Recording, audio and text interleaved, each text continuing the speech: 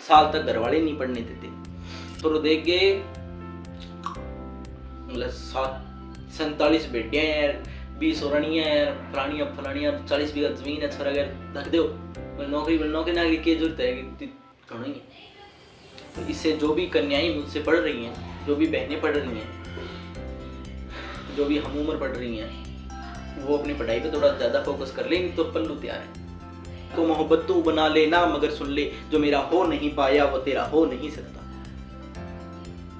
ठीक, इग्नोर करो तो यार ऐसे ही करो, फिर उसका नाम तो क्या मतलब देखना तो क्या नाम लेना भी पाप हो, ऐसा बोलो। मुझे किसका नाम ले रहा है, मेरे को नहीं, मेरा नाम नहीं खराब होता। क्या है तेरे लिए बुरा क्या है तू सोच सकता है भाई साहब, तेरे अलावा कोई। घर वालों को ये इतना समझाना पड़ेगा, घर वाले बुरे नहीं है, तेरे खिलाफ नहीं है, बस उनको समझाना है कि मैं पढ़ रहा हूँ, मुझे पढ़ने दीजिए सिर्फ 2 महीना।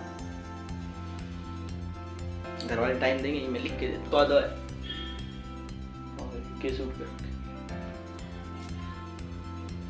तेरे साथ क्या सलूक किया जाए, मार दिया जाए कि छोड़ दिया जाए। तो राजा पोरस ने जो जवाब दिया था वो आज भी अगर मैं दोबारा अपना दोहराता हूँ तो मेरे रोम मतलब खून खोलने लग जाता है, और बड़ा गर्व होता है कि राजा पोरस की धरती पर मैंने जन्म मिला। मुझे तैयारी को नहीं है जमे करी टेंशन, दिमाग फाट गया मेरा तो। कई बच्चों के माइग्रेशन की बीमारी है, लेकिन फिर भी तैयारी कर रहे हैं, फिर भी पढ़ रहे हैं। और माइग्रेशन में पढ़ा नहीं जाता, रेस्ट दिया जाता नहीं, लेकिन उनको पता है कि अगर फट गया तो ये तो है नहीं कि दिमाग फट गया, पढ़ते पढ़ते फट गया। नमस्कार, राम राम, मैं योगेश जोशी आपका स्वागत करता हूं मेरे YouTube चैनल यश हेलो इंडिया। देखिए, आज तक अपने जो वैदिक सभ्यताएं, ग्रंथ, स्त्रोत पूरे कंप्लीट हो गए हैं अपने। आज हम साम्राज्य की तरफ बढ़ते हैं, शासकों की तरफ बढ़ेंगे, तो उनकी जिक्र उनका चलेगा उधर, ठीक है। तो आज तक की क्लासें कैसी लगी, ठीक है, कमेंट जरूर करना। आज हमारा हैप्पी वाला बर्थडे है। हाँ चलिए देखिए, आज हम बात करेंगे मगध राज्य का उत्कर्ष। मगध राज्य का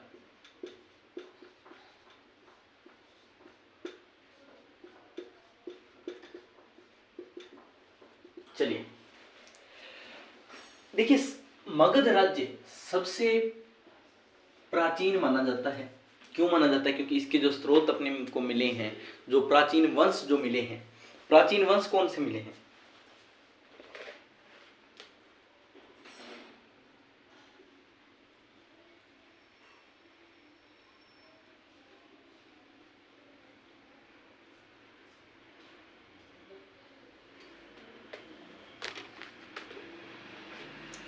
कोई बात नहीं। देखिए, प्राचीन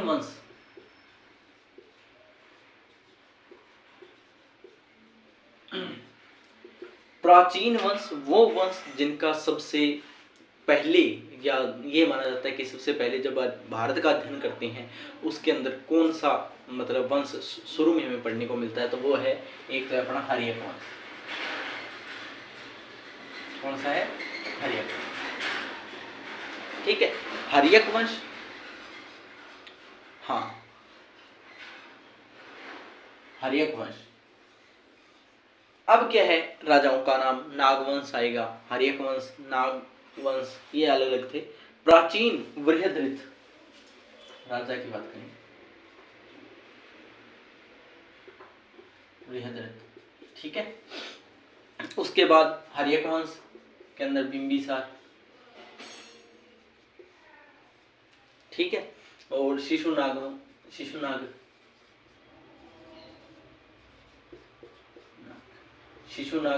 ये नीचे चलते जाएंगे, ठीक है। राजगृह, बृहद्रथ कहाँ का था? राजगृह का।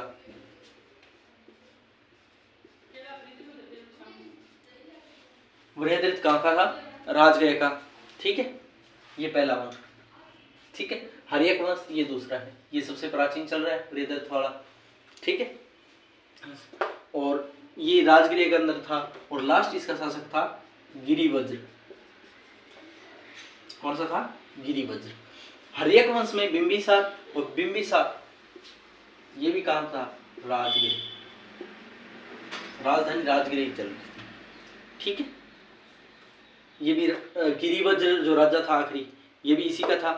ठीक है, उसके बाद बिंबिसार, ये भी राजगिर का था। ठीक है, शिशुनाग, शिशुनाग में शिशुनाग खुद राजा था,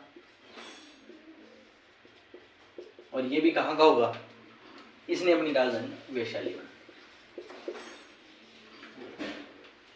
ठीक है, 3 वंश हो गए। चौथा वंश एक और लिख लो। चौथा वंश था नंद वंश, जिसकी हम आराम से तसल्ली से बात करेंगे।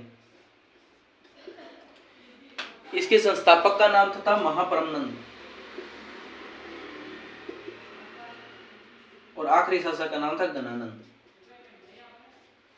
ठीक है, उसके बाद आया लास्ट मौर्य वंश।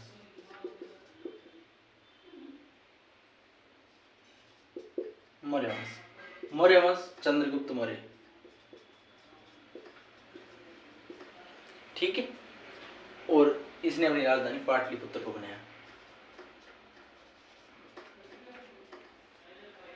ठीक है, और महापरम नंद की भी राजधानी कौन सी थी? पाटलिपुत्र।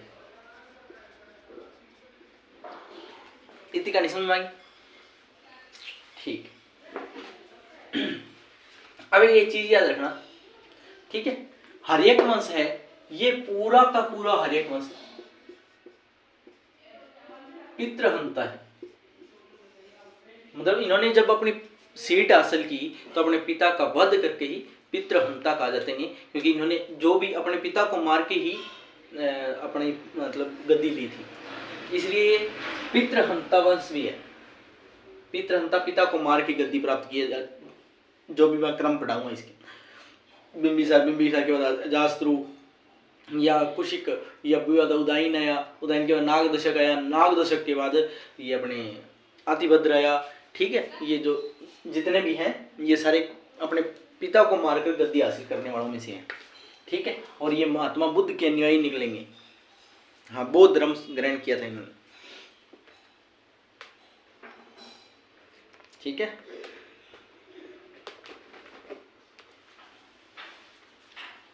चलिए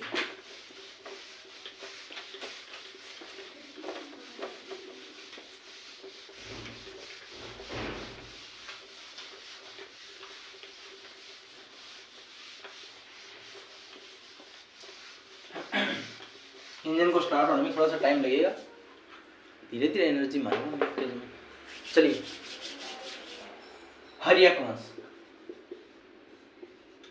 इसका दूसरा नाम क्या है? पितृहंता वंश। पितृहंता वंश का मतलब है अपने पिता को मारकर गद्दी प्राप्त करने वाला वंश, पूरा वंश ही ऐसा था।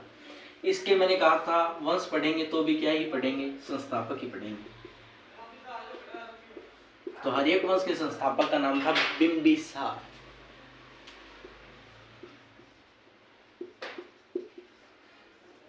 ठीक है,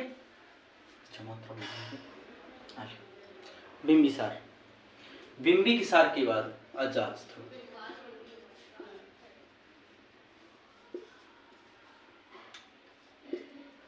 शत्रु। ठीक है, कुशिक। अजातशत्रु के बाद जो बंदा आएगा उदयन।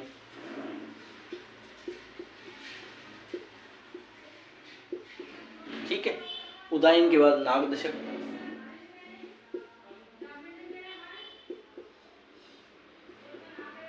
और नागदशक के बाद आएगा अतिभद्र। ठीक है, अब देखो, संस्थापक हो गया बिंबिसार। ठीक है, राजधानी कौन सी थी? राजगृह, राजगीर। ठीक है, राजगृह या राजगीर। ये किसके अनुयायी थे? तो बुद्ध के अनुयायी थे। ठीक है, आगे का नहीं, महात्मा बुद्ध की सेवा हेतु राजवेद्य भी भेजा था। इसकी सेवा के लिए एक राजवैद्य भी किन्होंने भेजा था, हर्यकवंश वालों ने राजवैद्य भेजा था। ये भी याद रखना, मतलब समकालीन थे, हर्यकवंश और बुद्ध समकालीन थे।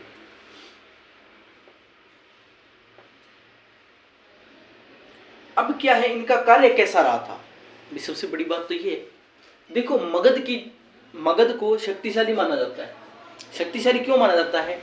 एक तो अंग को इन्होंने साथ में मिला लिया था, इससे पहले किसी ने अंग को साथ में नहीं मिलाया। अंग महाजन पता है ना, अंग मगध काशी कौशल अंग मगध ने अंग को भी साथ मिला लिया, ये पहली शक्ति थी। दूसरी, इनके पास विदेश नीति थी,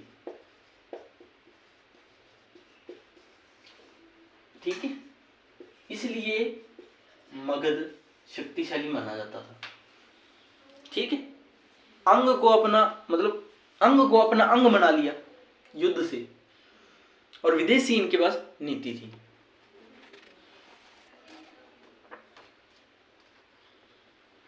उदाहरण को भी पढ़ेंगे अपन आराम आराम से, साफ दिख रहा है ना ऊपर, ठीक है। विदेश नीति, हाँ, विदेश नीति।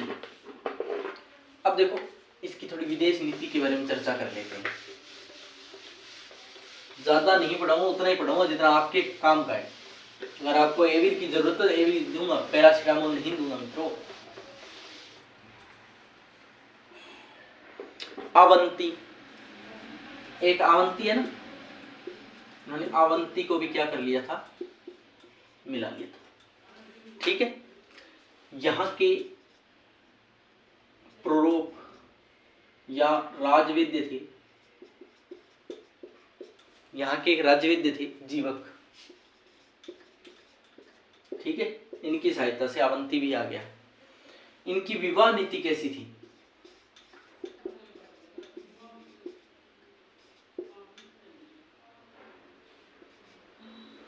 विवाह नीति कैसी थी इनकी? भाई, कौशल एक जनपद है, कौशल का नाम सुना है आपने, ठीक है। कौशल नरेश प्रसन्नजित ये राजा है, ठीक है, वहां का। अब कौशल को साथ मिलाने के लिए इसके साथ क्या करेंगे, ये मैत्रीपूर्ण संबंध करेंगे। कौन से? मैत्रीपूर्ण करेंगे। या तो इनकी बेटी भी आएंगे या इनकी बहन। तो इनकी बहन थी महाकौशला, उसके साथ इन्होंने विवाह कर लिया, ठीक है। अब देखो, कौशल हो गया। अब वैशाली की बात करते हैं। यहां भी मैत्रीपूर्ण संबंध बने। चेटक की पुत्री, महाकौशला को तो पहले ही बना लिया था, प्रसन्नजनित की पुत्री को। अब चेटक की पुत्री चेलता को, चेलता है चेलना ही है, चिल्ला हुआ बहुत ही, यहाँ की ब्याह कर दी मैंने बिना पूछे, बहुत सारी छोरी। चेलना का क्या कर दिया, इसके साथ फिर विवाह हो गया इनका। तो इनकी विदेश नीति ये रही कि इस मैत्रीपूर्ण संबंध सबसे ज्यादा स्थापित किए इन्होंने। अब बात करते हैं मध्य देश की। दो के साथ कर लिया, अब मध्य देश को भी करेंगे। मध्य देश को कैसे करेंगे? इन्होंने अपनी जो विदेश नीति थी, ठीक है, उसका अच्छी तरीके से प्रयोग किया। और मध्य देश की राजकुमारी थी क्षेमा, इसका आगे नाम आएगा क्षेमा, इसके साथ भी इन्होंने मैत्रीपूर्ण संबंध करिए, ठीक है। अब क्या हुआ, अजातशत्रु ने अपने पिता को सल्टा दिया। अजातशत्रु ने किसको सल्टा दिया? अपने पिता बिंबिसार को।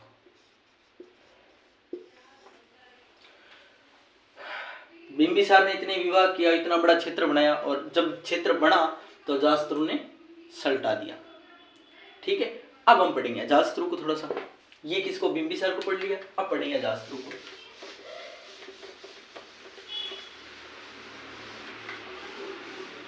मध्य देश, वैशाली देश, ठीक है, कौशल, इन सभी की मैत्रीपूर्ण किया। और जो अंग था उसके साथ युद्ध करके इन्होंने अपनी, यानी कि अंग को साथ में मिलाया था युद्ध करके, और बाकियों को मिलाया मैत्रीपूर्ण संबंध स्थापित करके, या विदेश नीति हम जिसे बोल सकते हैं। अब बात करेंगे अजातशत्रु की।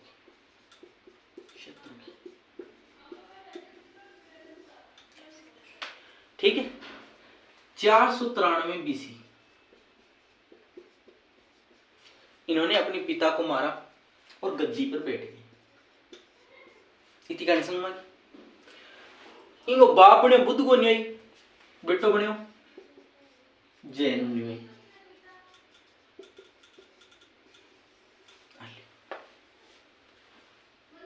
बाद में कई दिनों बाद मैंने बुद्ध भी देख लियो।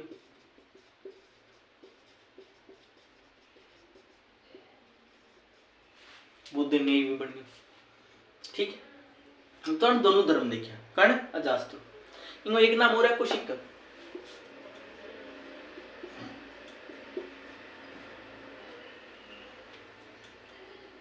वैशाली को मगध में मिलाया था जिसने। अब देखो अपने पिता के समय मिला, पिता को मार दिया तो दूसरे राज्य तो नाराज होंगे, तो नाराज हुए तो अलग हुए तो मेरे लाल लालियो इन्होंने क्या किया, इनके विदेश मंत्री थे। आज का विदेश मंत्री में एक मंत्री थे वृषकार। बिने क्यों किसी गोली दे गया, वैशाली ने दोबारा मिलावा। क्या मिलावा? वैशाली ने सग मिलावा। वैशाली बिना काम कौन सा लावा, तो वैशाली को भी मिला लिया साथ में। वर्षकार या वर्षकार की कर लो, वर्षकार कर लो, ठीक है। और इसके पुत्र ने इसको भी 4 छिकोर 1 को BC को निपटा दिया। इसका पुत्र कौन था? उदयन। आपका बाप ने देखियो इंगे बाप इंगे दादा ने सल्टा दियो, अना इन्हें सल्टा दिया। ठीक है, तो उदयन के समय अब पहले पढ़ा हुआ थोड़ा याद करना। पहली बौद्ध संगति हुई थी। पहली बौद्ध संगति हुई। ठीक है, गांव राजगृह बिहार महाकश्यप गुरु थे। ठीक है, राजा उदयन था। पहली बौद्ध संगति ये नोट करके लिख लेना, NOTE। बाकी नोटस तो थे बना हुई। कई बच्चे अभी भी नोटस बोलते हैं।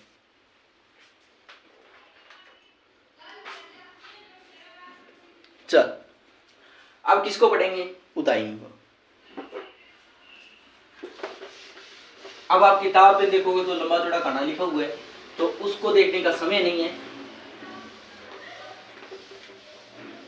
क्योंकि पेपर सिर पर लुंगी डांस कर रहे हैं और फिर पूरे साल की ठुक जाएगी। और साल आप सब समझदार हो, साल तक घर वाले नहीं पढ़ने देते। पल्लू कनी को छोरो देख गए, मतलब 47 बेटियां हैं, 20 औरणियां हैं, फलानियां 40 बीघा जमीन है, छोरा अगर धक दो नौकरी नागरी की जरूरत है घणो ही। तो इससे जो भी कन्याएं मुझसे पढ़ रही हैं, जो भी बहनें पढ़ रही हैं, जो भी हम उम्र पढ़ रही हैं, वो अपनी पढ़ाई पे थोड़ा ज्यादा फोकस कर लेंगे तो पल्लू तैयार है।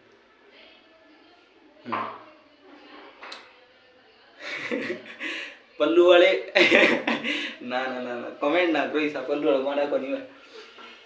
मेरा एग्जाम्पल बताने का ये है कि आप इतने पढ़ लिख के भी, ठीक है, अगर कम पढ़े लिखे के जाओगे तो ना तो उसकी वैल्यू होगी और ना आपके ज्ञान की वहाँ वैल्यू होगी। तो अच्छा मतलब कोई जॉब लग जाइए ताकि कल को प्रेम विवाह होना भी संभव हो सके।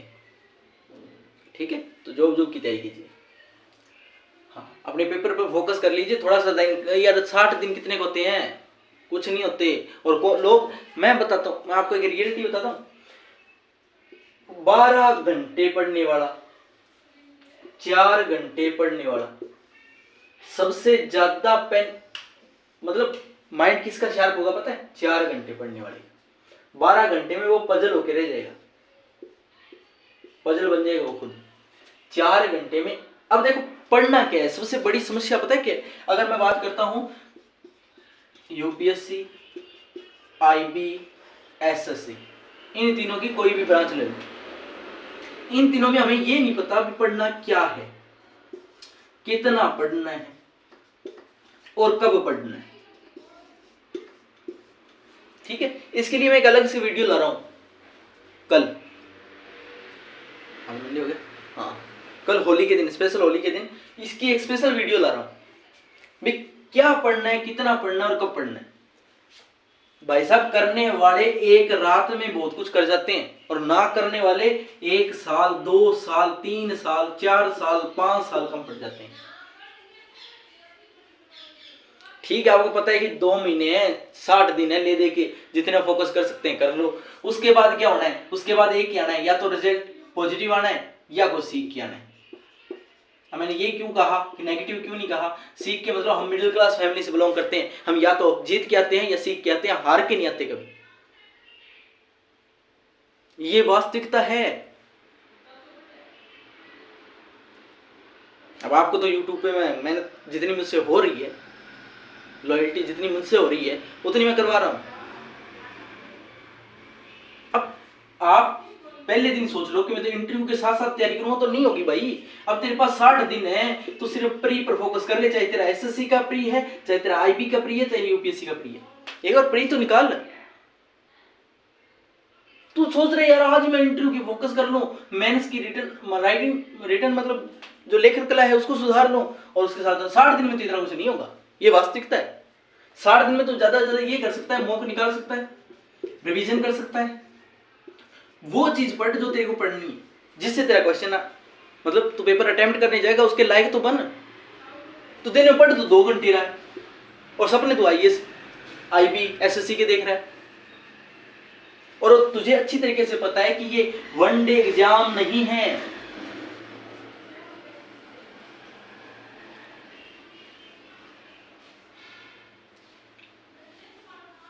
दूसरों देखे जल लेते हैं, भाई साहब उसका ये निकल गया, रीड निकल गया, अब टेंशन। अरे उसका निकला है, वो तेरे घर में आके बोल गया कि भैया ऐसे इतना पढ़ना पड़ता है, मैं तो इतना पढ़ा था, फलाने दिखाने, भाई नहीं पढ़ा था यार, वो झूठ बोल रहा है।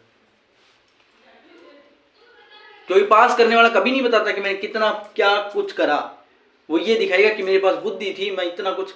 भाई साहब मैं बता रहा हूँ आपके पास 60 दिन है और 24 घंटे हैं। 24 घंटे में आप ज्यादा से ज्यादा 6 घंटे नींद को दे दो, बाकी 2-3 घंटे और अपने काम को दे दो, 1 घंटे सोशल मीडिया को आप चलाते हो, आदत बुरी है छोड़ दो, वो भी देख लो, सब कुछ कर लो, सिर्फ अपना फोकस रखो। चाहे आप 6 घंटे पढ़ो या 7 घंटे पढ़ो या 8 घंटे। गुरुजी मैं पढ़ तो लियांगा, मनाओ तो ध्यान को नहीं भी पढ़ूंगे, हाँ बादशाह। मैं कहता हूं 6 से 8 घंटे के बीच में पढ़िए, आपके परी निकल जाएगा, इतनी गारंटी लेता हूं, परी निकल जाएगा 6 से 8 घंटे के बीच।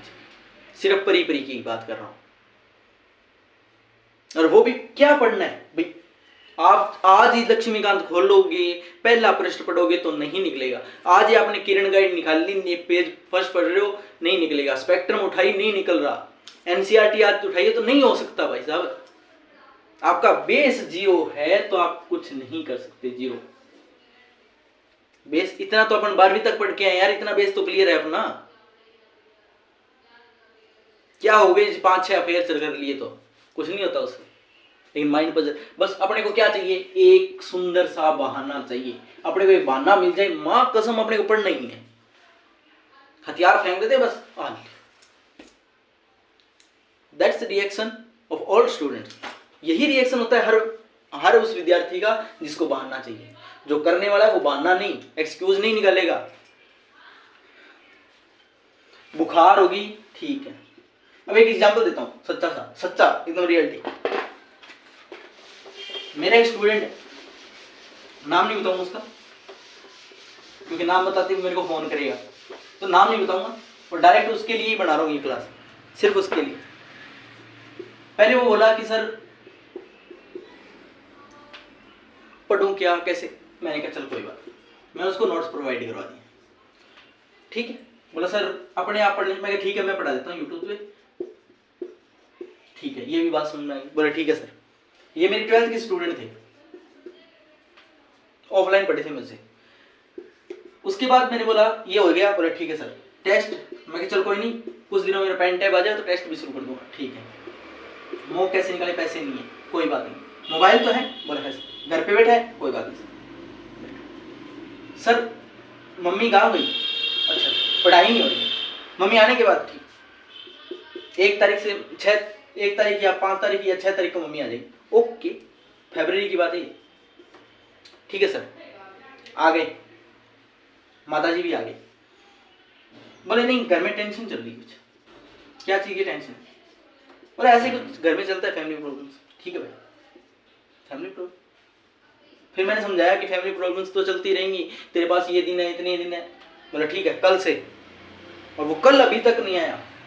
मैं उसको 90 दिन की क्लास शुरू हुई थी तब से बताने लग रहा हूँ, आज रह गए 67 डेज, यानी कि बीच में इतने दिन उस छेल ने एक दिन कोई फोकस लगा के पढ़ा है तो पढ़ा है। तो एक्सक्यूज तो आपके पास है। बोले सर गर्लफ्रेंड छोड़ गई, और थारी बली है, बहुत बढ़िया, सही टाइम पर छोड़ के गई है। मेरा दोस्त है हिमांशु, उसकी गर्लफ्रेंड छोड़ गई। बोला कोई बात नहीं, गई तो गई, अगले की थी, आज हमारी कल उस किसी और की। कि मेरी चाहत को मोहब्बत तू बना ले ना, मगर सुन ले जो मेरा हो नहीं पाया वो तेरा हो नहीं सकता। ठीक, इग्नोर करो तो यार ऐसे करो, फिर उसका नाम तो क्या मतलब देखना तो क्या नाम लेना भी पाप हो, ऐसा बोलो। मुझे किसका नाम ले रहा है, मेरे को नहीं, मेरा नाम नहीं खराब हो रहा है, बस नहीं लेना नाम, छोड़ दिया छोड़ दिया, गया गया। मैं हमेशा बोलता हूँ आप जीरो बन के रहिए, कोई जुड़े तो ठीक है, ना जुड़े घट जाए तो जीरो तो है, हम ही हैं बस। हम किसी के साथ जुड़ेंगे उसकी वैल्यू बढ़ाएंगे, अगर कोई नहीं जुड़ना चाहता आपकी इसी कमती सी कराओ, कोई दिक्कत नहीं। पढ़ाई पर तो फोकस कर लो। इसके दिन कितने रहेंगे? 67 डेज, कल रह जाएंगे 66 डेज। फिर क्या करोगे? एग्जाम सिर के ऊपर है। अभी भी आप ये सोच रहे हो लो क्या करूंगा, तो कर्मों करण के सारों का करना तो तू है। अभी तेरे को दो चीज नहीं दिखाई दे रही, पता है क्या? एक तो तेरे पास जो मौका है, दोबारा वैकेंसी कब आएगी कब निकलेगा कोई पता नहीं है, अभी मौका है तेरे पास, 67 डेज तेरे पास हैं। करने वाला एक दिन में कर जाता है भाई साहब। मेरा एक मित्र है, सिर्फ उसने प्री निकाला है आज तक, हर चीज का प्री निकाल देता है। कैसे? वो एग्जाम से 10 दिन पहले एक टेस्ट सीरीज शुरू करता है और वो करके वो क्लियर कर लेता है, क्योंकि उसको पता है सिलेबस ये है, इसी में से आना है, ये पढ़ लेते हैं। मैं उसको बोला कि मेंस क्यों नहीं, बोला पहले मैं पढ़ता ही नहीं, बस वही तो दिक्कत है। परी सबका निकल रहा है, मेंस नहीं निकल रहा। चलो परी तो निकालो। अरे परी निकालती आपकी वैल्यू घर वालों के सामने बन जाएगी और पल्लू शादी नहीं करनी पड़ेगी। मैं तो खुद अपनी बहन को बोलता हूँ कि देख ले पढ़ ले, नहीं फिर मैं पल्लू सरदार से इधर वाली साइड में पटक गई। बोले नहीं नहीं नहीं पढ़ रही हूँ मैं ऐसे घर में टेकूंगा जहाँ 40 भेड़ होंगी, 20 बकरियां होंगी, इनके टोटल मिला के 15 उरणियां होंगी, ठीक है, और 40 गाय होगी, 20 भैंस होगी, ऐसे घर में टेकूंगा अगर नहीं पढ़ी तो। इतना ज्ञान लेने के बाद भी आज आप सक्सेस नहीं हो तो इसमें कमी आपकी है। एक सच्चाई बताऊं, सच्चाई, मैं मेरे गांव में जब पढ़ाता था ना, सुबह 7 बजे ट्यूशन शुरू हो जाती थी मेरे बच्चों की, मेरी दासू टीम की, और 8 बजे तक पढ़ाता था, कई बार 9 ही बज जाते थे। वहां से घर पे जाता था नहा धोई करके, सीधा 10 बजे स्कूल, और स्कूल से 12:30 बजे वहां से निकलता था स्कूल से, और 12:30 से खाना खा के 15 मिनट में यानी 1 बजे मैं राइट पहुंच जाता था मेरी कोचिंग सेंटर। वहां से निकल 5 बजे तक पढ़ाता था मैं कंपटीशन वालों को, 5 बजे से लेके रात को 7, 7:30, 8:30 हो जाते थे, मैं पढ़ाता था ट्यूशन वाले बच्चों को। सुबह 7 बजे से लेके शाम के 8 बज रहे हैं और मैं लगातार पढ़ाता था। और मेरी पढ़ाने की एक खास बात, मैं कभी सी आज तक कुछ चेयर पे नहीं बैठा, मेरी एनर्जी उतनी रहती है। हाँ बीच में मैंने बोला था मैं नेगेटिव हो गया था, नेगेटिव हुआ था, मैं भी नेगेटिव हुआ था, पापा जी के जाने के बाद मैं नेगेटिव हो गया था, मेरी दासो टीम्स टूट गई थी, आपस में बिखर गए थे सब, इसलिए नेगेटिव हुआ था कि मैं इतनी मतलब मोती मोती जोड़ के मैंने एक माला बनाई थी और किसी कारणवश वो टूट के बिखर गई, क्योंकि सब रोटी के चक्कर में इधर उधर फैले हुए थे। कोशिश की, सबको कोशिश कर रहा हूं अभी भी कि सबको साथ ले आऊं। तो 8 से 8 घंटे, जब 8 बजे, सुबह 8 बजे से शाम के 8 बजे तक लगातार पढ़ा रहा हूं, खड़ा होकर पढ़ा रहा हूं, और साथ में यूट्यूब चैनल बनाया। तो उस समय मैंने, आज तो शायद डिलीट कर दिया यूट्यूब ने, तो हो गया होगा जो भी XYZ, वो उसका भी टाइम इंक्लूड, और साथ में खुद पढ़ता था वो टाइम इंक्लूड, और अपनी मैम जिनकी लकी है वो जिनके हैं, लेकिन पढ़ाई सर्वोपरि।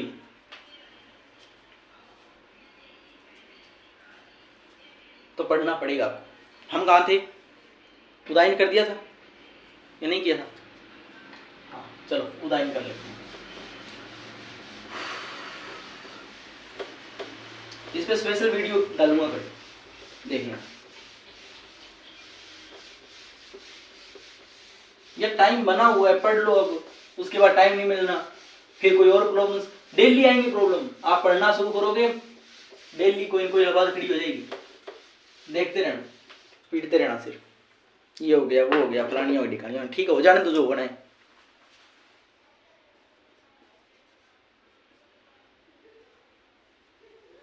एक्सक्यूज निकालोगे तो एक्सक्यूज बहुत है भाई साहब, कितने जितने मर्जी निकालो। कहाँ थे अपन? उदाहरण पढ़ाया था कि नहीं पढ़ाया था? चलो देख लो। 461 ईस्वी पूर्व, ठीक है, अपने पिता की हत्या कर कर, किसकी? अपने पिता की हत्या करके गद्दी पर विराजमान हुआ, पाटलिपुत्र की स्थापना की। अब प्रश्न 2 बनते हैं, पाटलिपुत्र किसकी राजधानी थी? मौर्यों की। लेकिन पाटलिपुत्र की स्थापना किसने की? तो उदयन, हर्यक वंश के राजा उदयन ने, ठीक है। ये किसके अनुयायी थे? जैन धर्म के, ठीक है। अंतिम शासक कौन था इनका, हर्यक वंश का? नागदशक। कौन था? नागदशक। नागदशक की हत्या कर कर, ठीक है, शिशुनाग ने इसकी हत्या कर दी, नागदशक की, और खुद का वंश शुरू किया, नागवंश या शिशु नागवंश भी उसे बोलते हैं। ये कहानी समझ में आ गई। अब नागवंश की स्थापना किसने की? शिशुनाग ने, संस्थापक। अब यहां हर्यक वंश गया, अब नागवंश आ गया।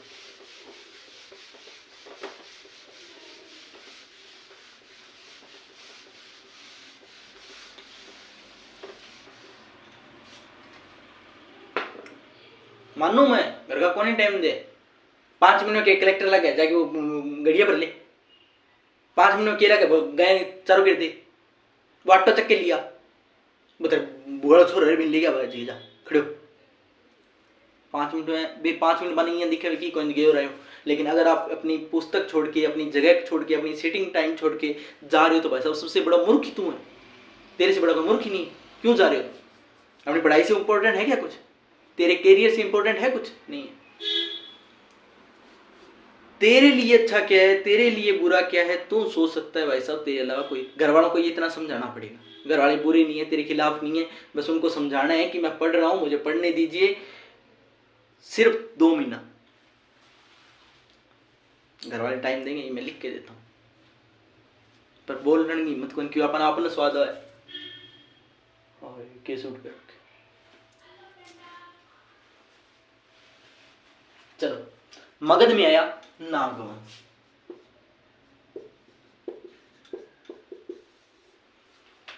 ठीक है। संस्थापक कौन था? शिशुनाग, ठीक है। अब देखो, अवंती को, वैशाली को मगध में मिलाया दोबारा। किसको मिलाया? अवंती को और मगध को। मगध तो ही, वैशाली को, अवंती और वैशाली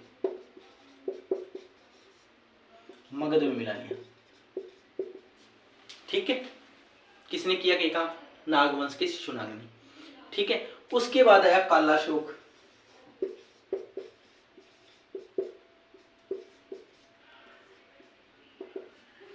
ठीक है। कालाशोक ने अपनी राजधानी पाटलिपुत्र को बना लिया, ठीक है। कहां बनाया? ये देखो, गंगा और सोन नदी के बीच का स्थान, गंगा और सोन नदी के आसपास, ठीक है। और इसी कालाशोक के समय सेकंड बौद्ध संधि हुई,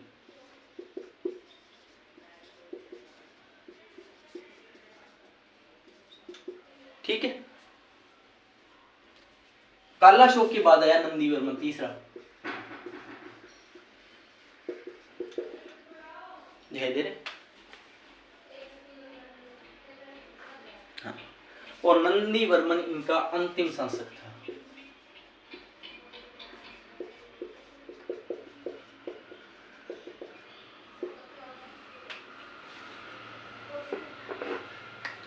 ओखो तो है, बैठना बहुत ओखो है। लड़ाई करनी,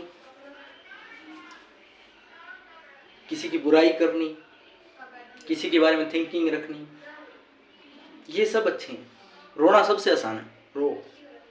लेकिन भाई साहब कालजो कलडो करके पढ़ना बहुत मुश्किल है। आप पूरे दिन खेत में काम कर लो, शारीरिक क्षति होगी। आप घर पे आके खाना भोजन करोगे, घी तो सारो गाल के चून के गाल के खाओगा, थारी क्षति पूर्ति हो जाएगी। लेकिन आप अध्ययन करोगे, अध्ययन की आदत डालो, बड़ा मजा आवा यार पढ़ने में। भाई साहब व्हाट्सएप पर कौन संभाला वो है?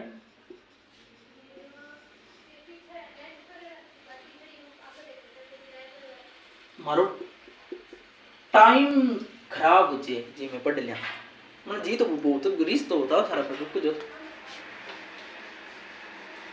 ये 4-5 में सिलेक्ट कर रखे नहीं, अपना रिजल्ट तो ना दिखाएंगे, देख लीजिए। अंतिम शासक था। इसके बाद आया नंदीवर्मन, नंदीवर्मन के बाद आएगा नंदवंश। कौन सा? नंदवंश। बस इसी ने मगध की पूरी चित्र गाथा चेंज कर दी। नंदवंश में एक ऐसा शासक हुआ जिसने एक ब्राह्मण का मान किया, और ब्राह्मण जब बिगड़ जाए ना, या तो चाणक्य होता है या परशुराम होता है, और शांत है तो द्रोणाचार्य है। ठीक है, तो नंदी वंश की बात करें। तीसरा वंश, तीसरा ही है, देखिए नंदवंश। नंदवंश, नंदवंश के संस्थापक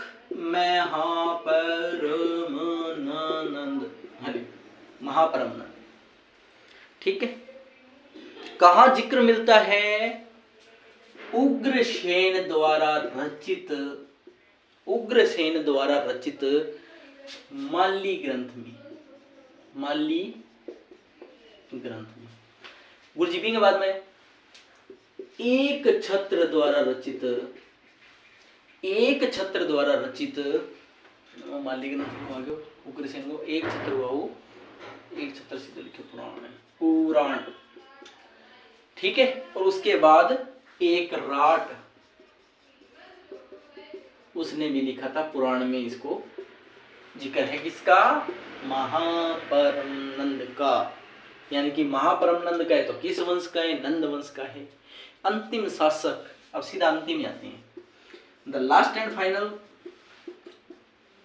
कौन था? अंतिम शासक बताओ रे।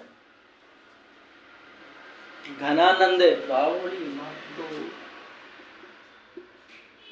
घनानंद।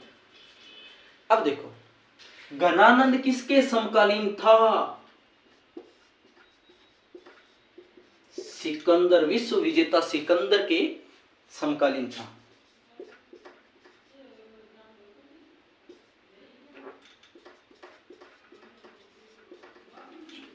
You know that? दूसरी बात गुरुजी, दूसरी बात चंद्रगुप्त मौर्य ने इसको पराजित किया और मौर्य वंश की स्थापना की। चंद्रगुप्त मौर्य ने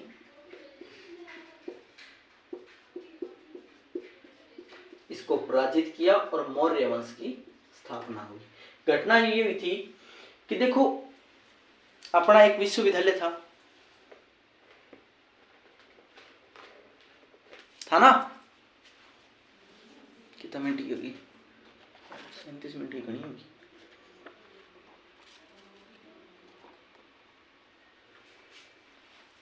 चलो थोड़ी सी सिकंदर की बात कर लेते हैं, फिर मैं आपको बताऊंगा कहानी एक ऐसी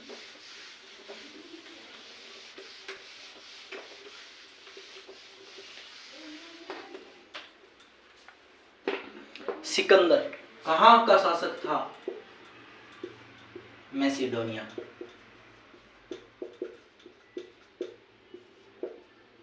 एम देखा था विश्व को जीतूंगा, विश्व विजेता रहा।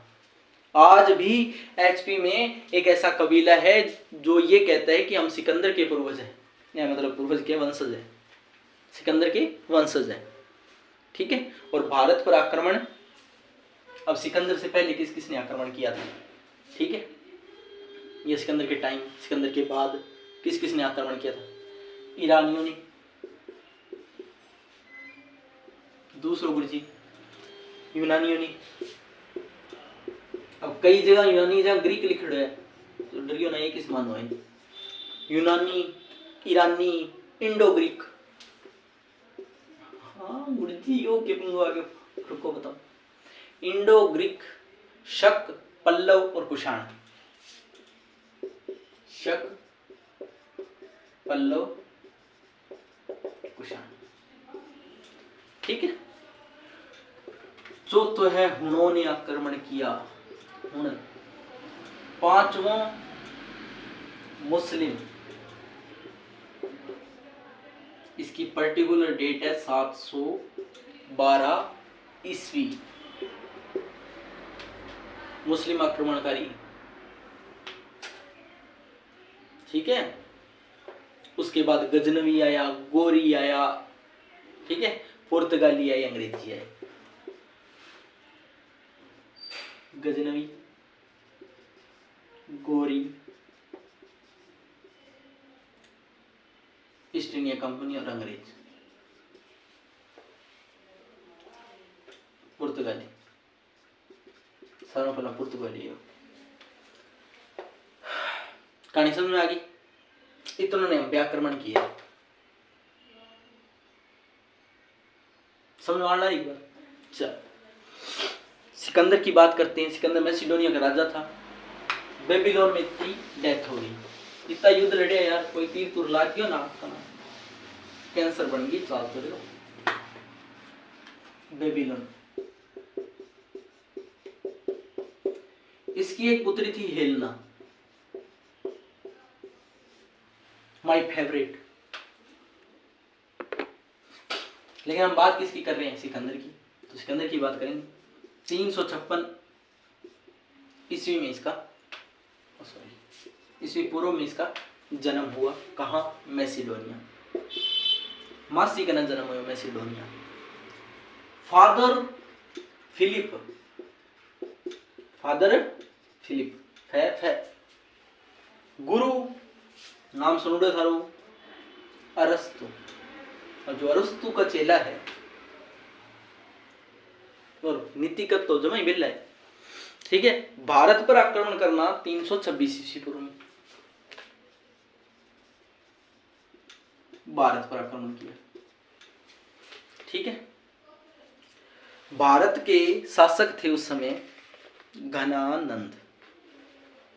सेनापति की, इसका सेनापति था सेल्यूकस निकेटर।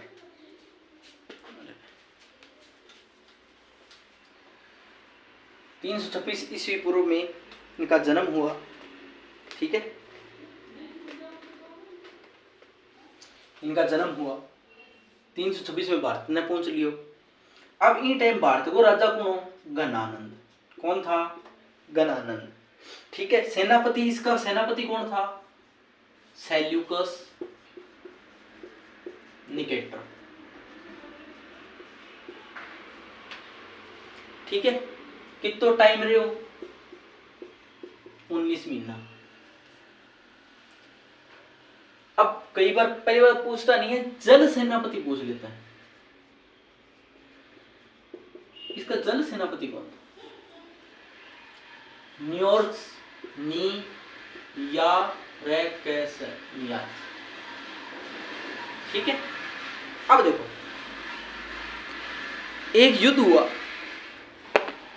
हाइडे स्पीज नामक युद्ध हुआ है। ठीक है। इतना इसके बारे में। अब मैं थोड़ा सा भारत की शौर्य गाथा गा देता हूं। पढ़ते हैं। अब देखो, एक युद्ध हुआ हाइडे स्पीज। हाइडे स्पीज नामक युद्ध हुआ जिसे अपन वितस्ता का युद्ध भी बोलते हैं। ठीक है, कहां हुआ? झेलम नदी के किनारे हुआ। ठीक है, पंजाब में हुआ। पंजाब में वंश चल रहा था पेरू वंश और राजा था पोरस। अगर सुना हुआ है तो बहुत अच्छी हो, आप अध्ययन में ध्यान रखते हो, वरना इतिहास का आपको कोई नहीं है। पोरस था। ठीक है,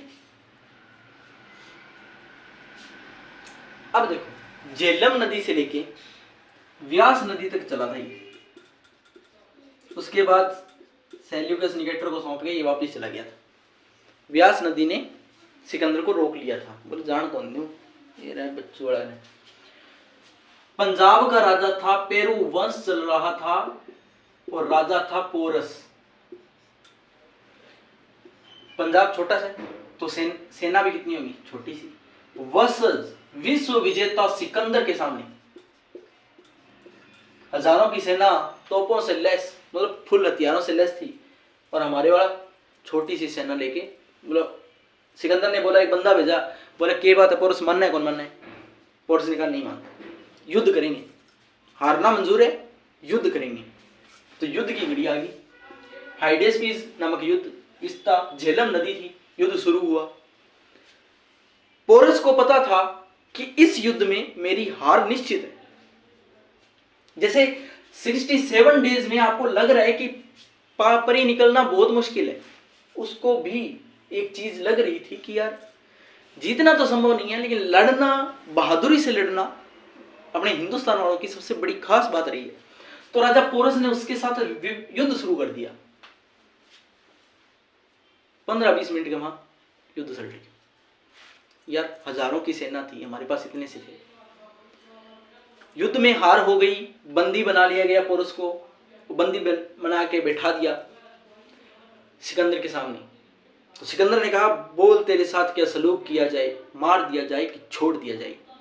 तो राजा पोरस ने जो जवाब दिया था वो आज भी अगर मैं दोबारा अपना दोहराता हूं तो मेरे रोम रोम मतलब खून खोलने लग जाता है, और बड़ा गर्व होता है कि राजा पोरस की धरती पर मैंने जन्म मिला मुझे।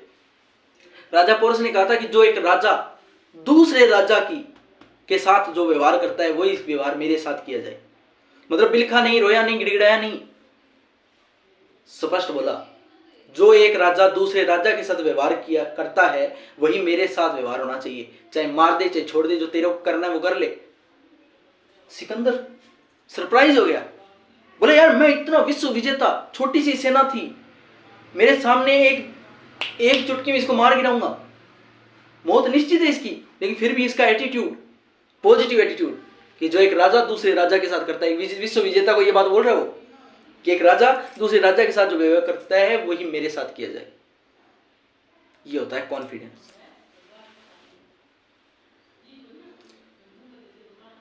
एक बंदे ने एक बात बोली थी कि चाहे आपके पास जहर है या नहीं है कोई मतलब नहीं है, लेकिन फन तान के रखना चाहिए, अगले की उसमें ही फट जाती है। सिकंदर हैरान हो गया, इंप्रेस हो गया पूरा पोरस। मतलब ऐसा व्यक्ति पूरे विश्व में मुझे नहीं मिला था जो मेरे सामने बोल सके। तूने कहा कि मैं एक राजा हूं, जो तू दूसरे राजाओं के साथ करता है वो मेरे साथ करेगा, राजा राजा के साथ जो बिहेव करता है वही करेगा।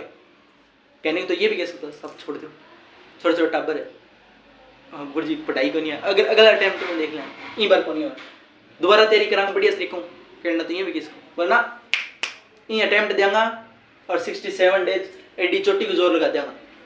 वो है राजा पोरस। मौत सामने थी, गरूर, अपनी धरती का घमंड,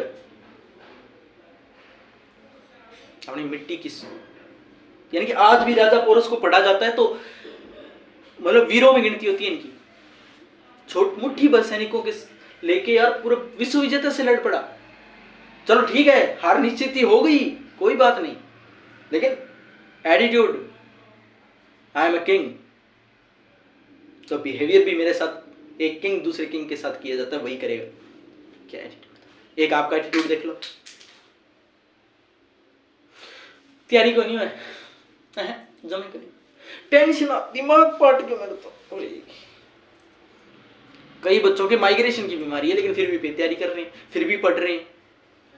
और माइग्रेशन में पढ़ा नहीं जाता, रेस्ट दिया जाता है दिमाग को।